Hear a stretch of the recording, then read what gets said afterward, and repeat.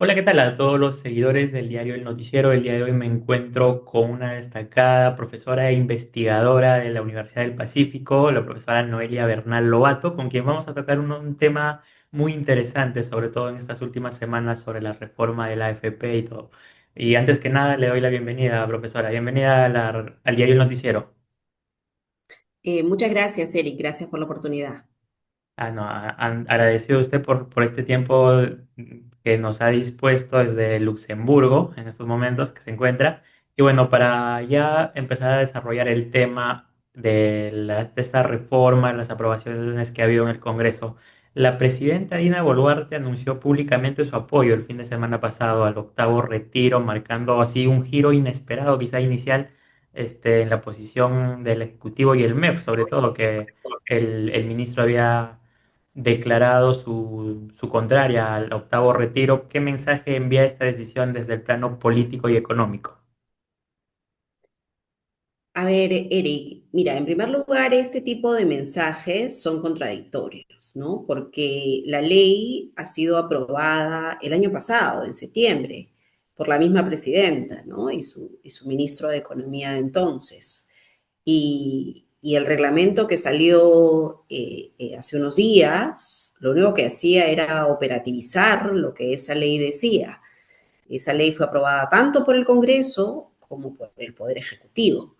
Y lo que pasó la semana pasada fue que, claro, un grupo de ciudadanos ha protestado por lo que considera que no, no le conviene, qué sé yo, y ante eso, pues tanto el Congreso como el gobierno eh,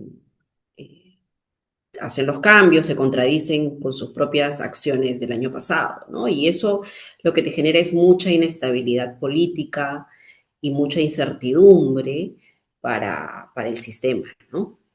El Congreso terminó aprobando una versión distinta a lo impulsada la semana pasada, sobre todo Fuerza Popular, que salió con sus comunicados a decir que el gobierno había desnaturalizado lo aprobado. En este caso, ¿qué nos dice este cambio sobre la presión social y la dinámica política en torno a este tema de pensiones? No sorprende que los partidos ahora digan que están a favor, ¿no? De retirar los fondos, porque es muy rentable políticamente estar a favor de eso, porque, digamos, es darle plata a la gente finalmente, ¿no? Darle su propia plata, ojo, pero es algo muy, muy rentable para ellos políticamente, ¿no? Por eso hemos visto la votación en el Congreso, que creo que nadie se ha opuesto. Entonces, sí, no me sorprende eso, pero lo que hay que entender bien, Eric, son las consecuencias de esto. O sea, los políticos digamos, le están haciendo creer a las personas que eso es bueno, que los va a beneficiar, pero en el corto plazo puede que sí, porque van a tener más plata que gastar, pero a mediano plazo nadie les dice que no van a tener una pensión. Nadie nos dice que la reforma en general y ahora con este nuevo cambio nos va a costar mucho dinero, Sí. fiscalmente hablando. Y eso lo vamos a pagar ni siquiera solamente los afiliados a las AFPs, lo vamos a pagar todos. Y sobre todo ustedes, los más jóvenes. El ministro de Economía ni la superintendencia en ningún momento nos ha dicho cuánto nos va a costar esta reforma. Bueno, estos puntos lo tocaremos un poco más adelante, más a detalle. Antes quería hacer una última pregunta sobre estos temas. ¿Cómo evalúa que se repita la fórmula de retiros extraordinarios de las AFP como una respuesta a la presión ciudadana? ¿Se está consolidando esto como una salida política más que técnica? Sí, naturalmente, ¿no? Estos retiros para nada son recomendaciones técnicas. Yo recuerdo aquella vez en pandemia que se inició el primer retiro del sistema, de hecho lo comenzó el propio gobierno con el presidente Vizcarra a través de un decreto de urgencia y recuerdo que me preguntaron y desde el primer momento mi opinión fue en contra, ¿no? Porque era más eficiente dar los bonos que luego se dieron a dar estas facilidades de retiro de plata de las pensiones, ¿no? Entonces siempre ha sido una mala idea, incluso durante la pandemia, porque habían durante la pandemia otras alternativas fiscalmente más responsables que se podían haber implementado, pero sin embargo el gobierno lo hizo y eso pues abrió los ojos al Congreso de que se podía meter mano a los fondos de pensiones y el Congreso desde ahí no ha descansado, ¿no? Y periódicamente está sacando leyes que te permiten retirar el dinero y está prácticamente eliminando, liquidando el fondo de pensiones que tenemos, ¿no? Bueno, con este nuevo retiro ya el octavo, ¿cuál es el impacto inmediato que podemos esperar en la liquidez de los hogares y el consumo interno? A ver, la SBS nos ha dicho de que este octavo retiro nos va a costar alrededor de 30.000 millones de soles, ¿no? O sea, va a salir de los instrumentos invertidos por las AFPs, se van a vender y van a salir del fondo 30.000 millones aprox. En términos del PBI, esto es entre 2 y 3% del PBI que se van a inyectar a la economía. En muchos casos las personas van a consumir ese dinero, en otros casos la van a ahorrar, en otros casos van a pagar deudas probablemente, etcétera, etcétera. Y eso es mucho dinero que va a tener un impacto tanto en las inversiones como en el consumo. Pero no hay que olvidarnos, Eric, de que este costo de este octavo retiro tiene que sumarse al costo que ya hemos tenido de los 7 retiros previos, que nos han costado más o menos 10 puntos del PBI. Entonces, en total, si tú sumas, estamos hablando de 13 puntos aprox del PBI que se han retirado del fondo, ¿no?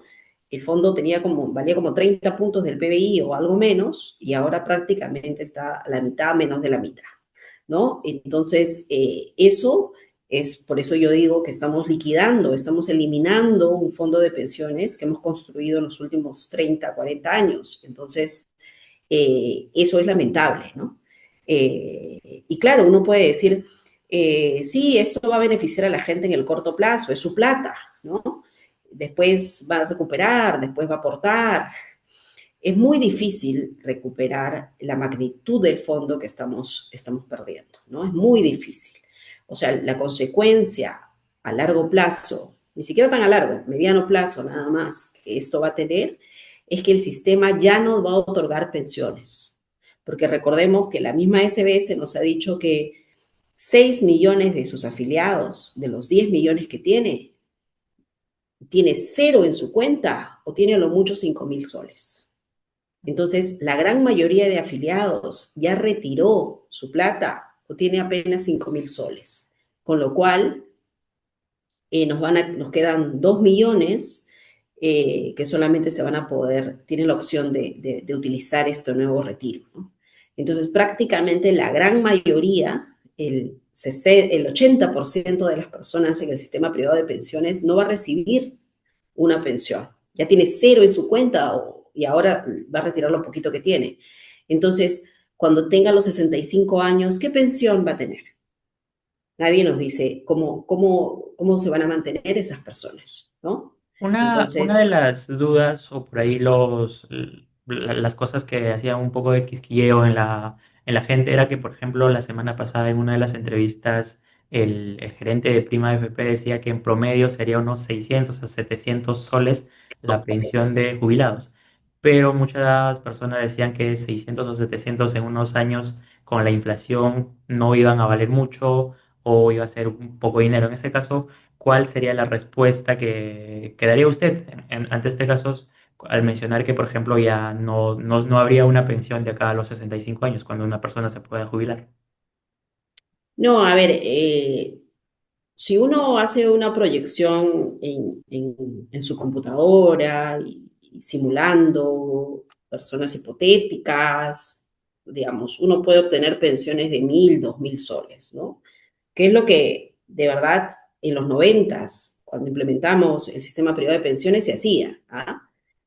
Como no se sabía cómo iba a funcionar este sistema, porque era nuevo en toda América Latina, decían, bueno, es que los trabajadores van a ganar, pues, no sé, mucho dinero, la rentabilidad va a ser del 10% y la gente va a cotizar todos los meses de su vida por 40 años. Y entonces las pensiones que vamos a lograr con esos sistemas, pues, son de 1.000, 2.000 soles, pensiones altísimas. Así se vendió el sistema. Hoy, que han pasado 30 años en nuestro caso, 40 en el caso chileno, hoy día podemos ver la realidad. Y la realidad nos dice de que en nuestro mercado laboral, la gente tiene bajos salarios. La gente transita entre la formalidad y la informalidad. Por lo tanto, no cotiza todos los meses a su AFP o a su ONP. ¿Eso qué implica? Que no aporta mucho a su cuenta. Eso implica que no ahorra mucho en su fondo. Por lo tanto, si tú tienes poco ahorro en tu fondo, vas a tener una pensión bien bajita. La gran mayoría de afiliados a las AFPs, antes de los retiros, no llegaba a autofinanciarse una pensión mínima. Ahora, habiendo retirado su dinero, te puedes imaginar que muy pocos van a lograr pensiones por encima de la pensión mínima. Ese 80% de que te hablaba, de los 6 millones que tienen 5.000 soles en su cuenta y 2 millones que tienen cero en su cuenta, suman 8 millones, ellos no van a tener una pensión de 600 soles, como dice el gerente de la AFP. No van a llegar. ¿Sabes cuánto fondo se necesita para que logres una pensión de 600 soles? Necesitas ahorrar 115.000 soles en tu fondo. 115.000 soles. Estas personas, naturalmente, no van a llegar a ese monto. Por lo tanto, la gran mayoría de trabajadores no va a tener fondos para poder financiar sus pensiones. ¿Y qué nos dice la reforma? ¿Qué nos dice la ley? Que en mi opinión está mal hecha y es muy costosa fiscalmente. Nos dice de que no importa que hayas retirado tu plata, no importa, con tal de que tú demuestres de que has aportado 240 veces, el Estado te va a dar una pensión de 600 soles. No importa que hayas retirado tu dinero, el Estado te va a dar. ¿Y de dónde vamos a sacar ese dinero para pagarle 600 soles a las personas? Eso no se ha dicho. El ministro de Economía en ningún momento nos ha dicho de dónde va a sacar ese dinero para pagar esa cantidad de pensión a personas que ya se gastaron sus fondos de pensión. Otro de los puntos críticos fue el aporte de los independientes, un 10%. Se mencionaba cuál es su lectura en ese caso, porque muchos decían, por ejemplo, hay independientes que ganan aproximadamente el sueldo mínimo, 2.000, 3.000 soles, y viven quizá del día a día. Y en ese caso, el aportar obligatoriamente el 10%, ¿qué beneficios a futuro, qué consecuencias traería? ¿Cuál es la lectura que puede hacer de eso? A ver, Eric, en general, los trabajadores independientes y los trabajadores dependientes, ambos van a llegar a ser viejos. Por lo tanto, necesitan ambos ahorrar para su vejez. ¿No? Porque la vejez no va a distinguir entre si fuiste dependiente o independiente. Igual vas a necesitar mantenerte cuando eres adulto mayor. Entonces, en principio, todos deberíamos ahorrar para nuestra vejez, no importa si somos dependientes o independientes. Pero claro, como nuevamente nuestro mercado laboral es altamente informal, ¿cómo obligas a los independientes, a los informales, a contribuir a la FP o a la ONP? No puedes obligarlos. A los contratados formalmente sí, porque el empleador te descuenta, pero a los otros, ¿cómo los obligas? Entonces, esa es una falla estructural que tenemos los países informales, ¿ya? Entonces, por esa razón es que los independientes no están obligados a cotizar. La ley lo que había hecho era empezar con un subgrupo de ellos. ¿Quiénes? Los que pagan impuesto a la renta por cuarta categoría, que de alguna manera una vez al año se acercan a la SUNAT y dicen, señores de la SUNAT, quiero pagar mis impuestos, y era en ese momento en que aprovechabas y le decías, señor, también cotice para su vejez, ¿no? Le dabas la oportunidad de que cotice 2% y luego iba subiendo. Entonces, en realidad, si te pones a pensar, la medida es buena, porque de alguna manera ayuda a los señores a contribuir para su vejez. Ahora, eh, eso Ahora, la reforma que ha aprobado ayer el Congreso lo ha derogado, ¿no? Lo ha derogado pero lo que no nos dicen ni el Congreso ni el Poder Ejecutivo es, ¿y qué vamos a hacer cuando esos trabajadores independientes lleguen a ser adultos mayores y muchos de ellos no tengan un ingreso con que mantenerse? ¿Ah? ¿Cómo se van a mantener en la vejez? Algunos recibirán pensión 65, sí, los que están en pobreza extrema y son muy vulnerables. Pero, ¿y los que siguen? ¿Mm? ¿Cómo se van a financiar en la vejez? Ahí el gobierno va a tener que ser responsable, ¿no? De no haber diseñado un sistema de protección ahora que todavía son jóvenes y pueden trabajar, y haber esperado a que sean ya adultos mayores y estar ya sin la capacidad de trabajar, ¿no? Ahí van a venir los problemas. Bueno, del lado contrario, ¿qué efectos prevé en el mercado de capitales y el financiamiento del Estado y las empresas peruanas con todos estos cambios que se han dado? Bueno, los retiros lo que va a ocasionar es que las AFPs inviertan en instrumentos de corto plazo, ¿no? Recordemos que una de las cosas buenas de los sistemas de pensiones como AFPs es que al administrar los dineros por muchos años, pues necesitan instrumentos que hagan el match por mucho tiempo. Entonces se desarrollaba un mercado de instrumentos de largo plazo. Ahora lo que va a pasar es que con tanta incertidumbre, con tantos retiros periódicos que está habiendo, pues estas AFP van a tener que invertir en instrumentos de corto plazo y tú bien sabes que los instrumentos de corto plazo te van a pagar menos intereses, con lo cual la rentabilidad del fondo va a caer, ¿no? Además que la gente, por el lado, digamos, ya de las personas, lo que va a pasar es que hay gente muy responsable, por supuesto, que va a saber invertir estos dineros, otros que van a pagar deudas probablemente, lo cual está bien, diría yo, porque si los intereses de una deuda son siempre mayores a los que puedes ganar por rentabilidad, pero hay muchas personas que tampoco van a ser tan responsables y se van a gastar la plata y por lo tanto, ¿cómo van a financiar su vejez? ¿No? Entonces, las consecuencias de largo plazo son muy malas para las personas, ¿no? Algunos sectores señalaban que las AFP no han sabido comunicar ni demostrar los beneficios del ahorro previsional. ¿Coincide con esta crítica o cuál es el punto de vista que tiene usted?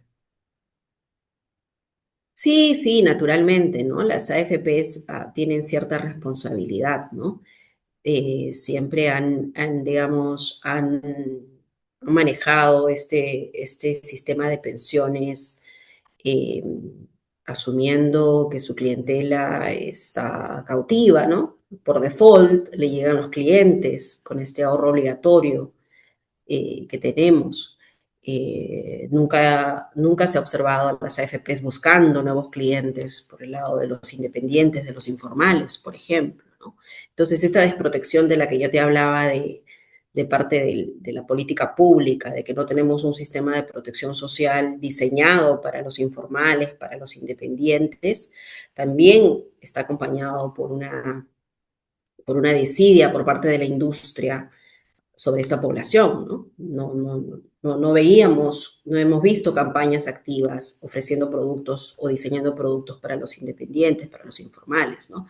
Entonces, eso es en general el diseño que tenemos, pero digamos, más allá de echarle la culpa a las AFPs, la culpa es de quien hace la política pública, Eric. En todos los gobiernos del mundo, el responsable de hacer la política o un sistema de protección social son los gobiernos.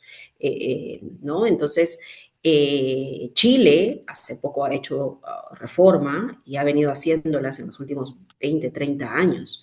O sea, los chilenos son mucho más responsables y van mejorando su política pública, su diseño de pensiones y van pasando las normas por los congresos y convencen y claro, enfrentan costos fiscales también, pero tú observas una voluntad política y técnica de mejorar su sistema. No solamente pensiones, sino la parte laboral también. Y tú ves ahora la informalidad en Chile es 20%, apenas.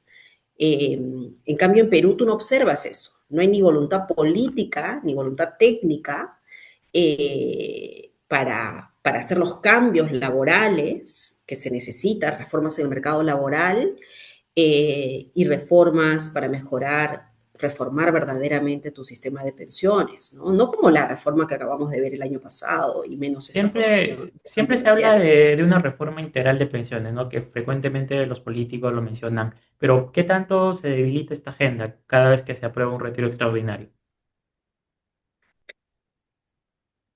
Se debilita porque ya no te va que no te queda fondo de pensiones, ¿no? Cada vez que tú permites un retiro, te queda menos dinero en los fondos. Entonces, ya no estás hablando de ahorros de las personas, ya no existe, ¿no?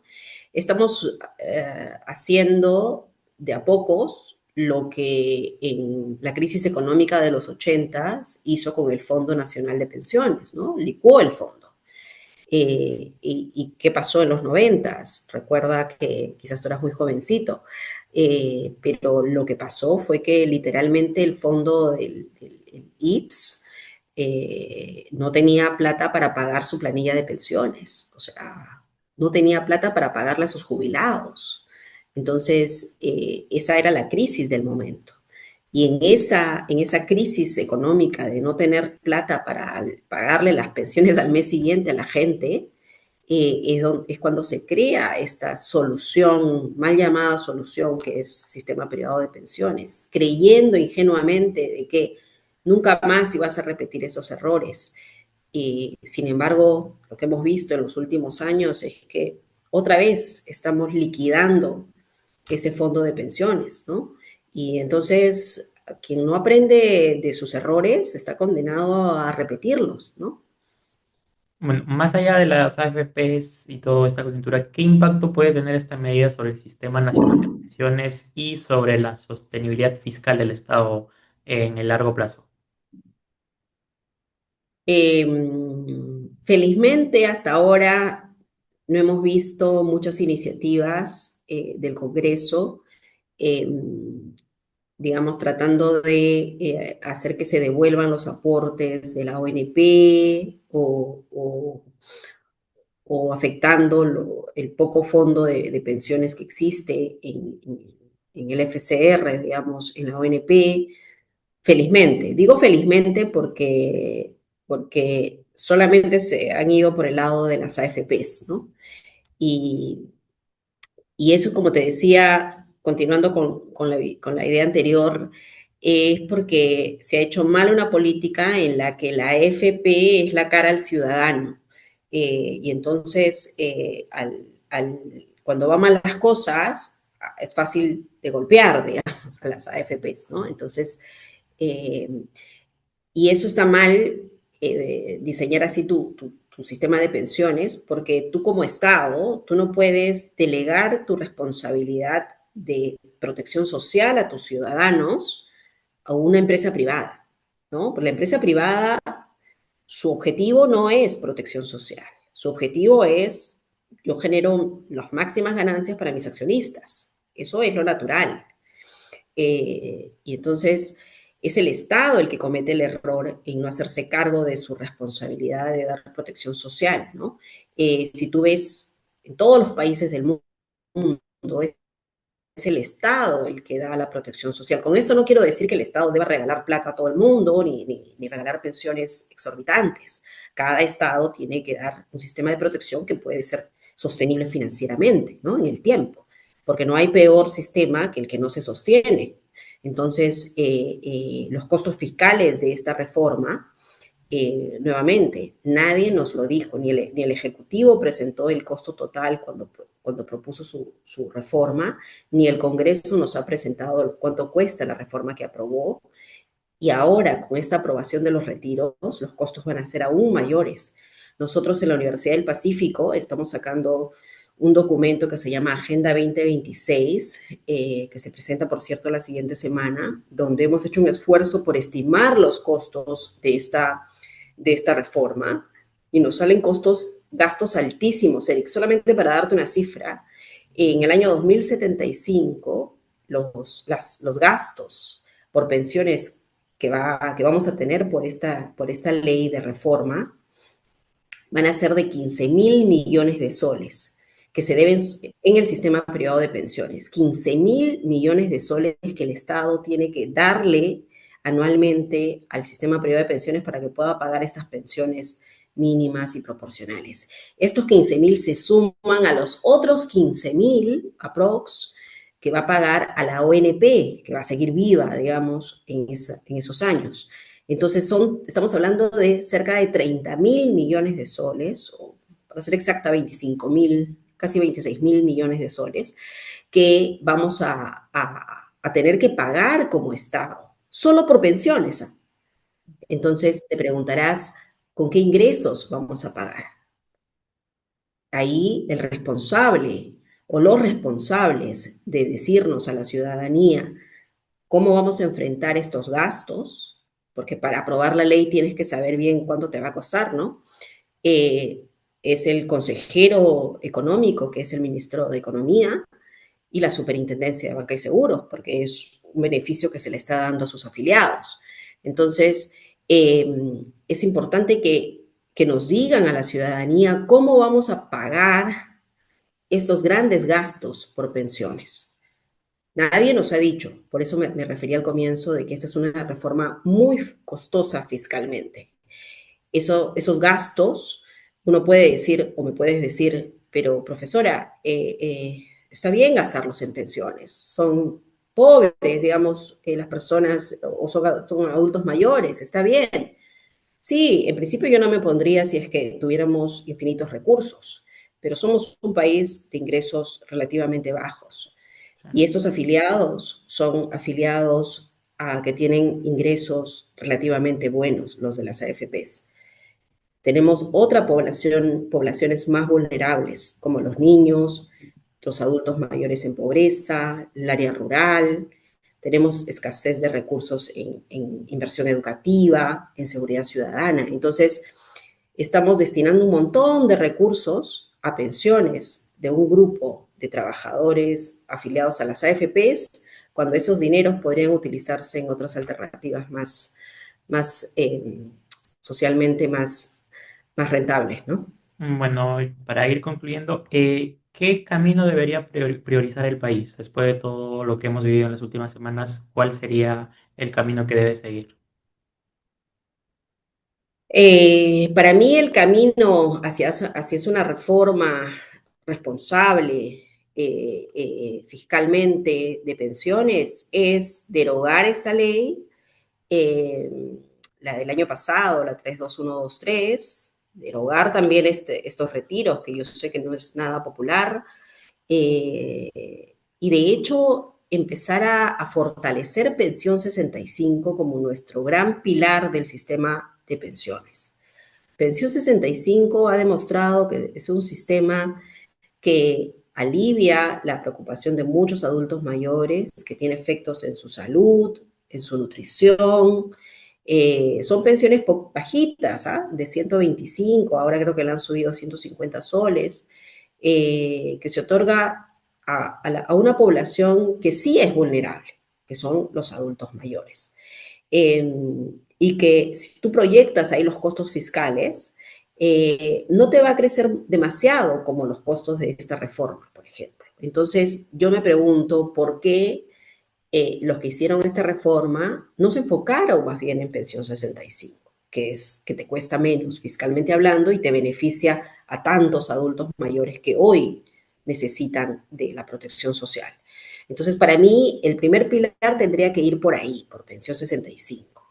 Y luego repensar en este sistema de contributivo que tenemos, donde compiten AFP con ONP innecesariamente. Deberíamos tener, si acaso, deberíamos tener un solo proveedor de las pensiones, ya sea o bien una sola AFP o bien una sola ONP, pero no cuatro AFPs más la ONP, ¿no?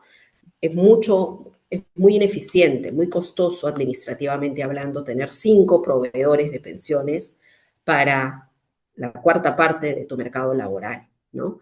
es muy ineficiente administrarlo así y repensar, ¿por qué no?, en si es que queremos un sistema obligatorio de pensiones, ¿no? La gente a través de esta demanda por retiros nos está reclamando flexibilidad en su ahorro, ¿no? Lo que nos está diciendo entre líneas estos retiros, estas demandas, es que la gente no puede esperar tantos años para recibir una pensión, o sea que necesitan muchos de ellos gastar o utilizar su dinero para cosas de corto plazo, ¿no? Dios no quiera, una enfermedad, un accidente, en fin, tantas cosas, pero entonces repensemos si realmente el Perú necesita un sistema obligatorio de pensiones como lo tenemos. Quizás no lo necesitamos así, quizás deberíamos darle más flexibilidad al ciudadano y dejar que disponga de mayor liquidez de sus recursos y quizás crear una pensión muy chiquitita, o sea, pensión 65 para todo el mundo y quizás sobre eso algo más voluntario, ¿no? O sea, contributivo, pero voluntario. Entonces, yo cada vez me convenzo de que en un país con alta informalidad, esa va a ser una de las grandes recetas que finalmente va a terminar funcionando, ¿no? Mientras que los sistemas como AFP o NP van